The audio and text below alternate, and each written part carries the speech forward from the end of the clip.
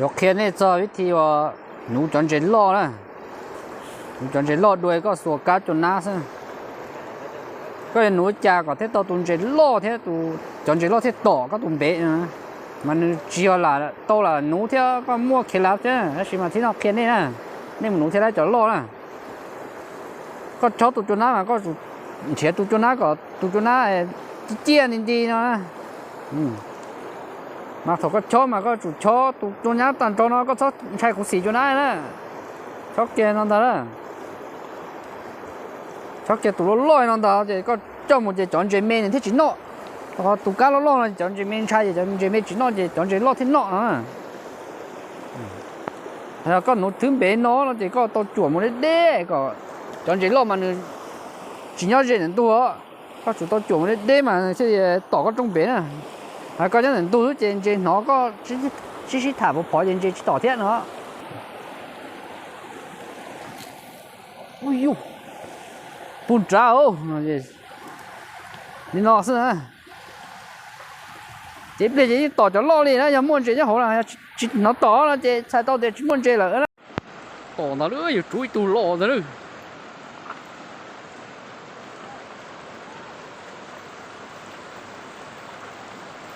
lo mèo rồi nó đến tụ ta rồi đúng là đi hết tiền mỏ mà nó đó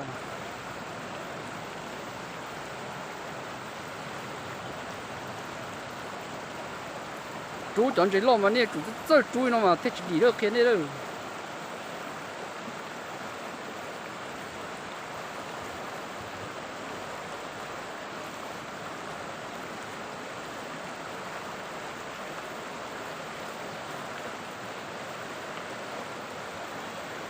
我家去了。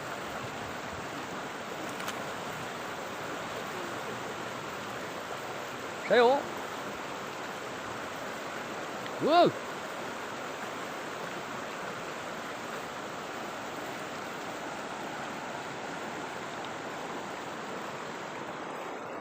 老大肉对吧？ta giờ tới chơi hư cô.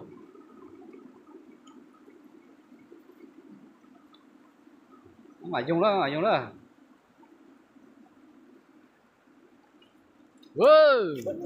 Rồi,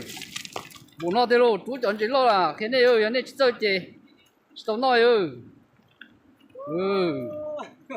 Yo lo tao nói cho nó chưa cho xiên chú chơi plá đi hả?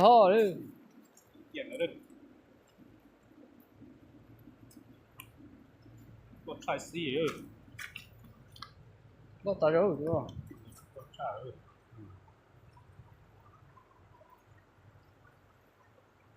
Nung chơi mà lo chơi bọn nó tao bé tôi nung là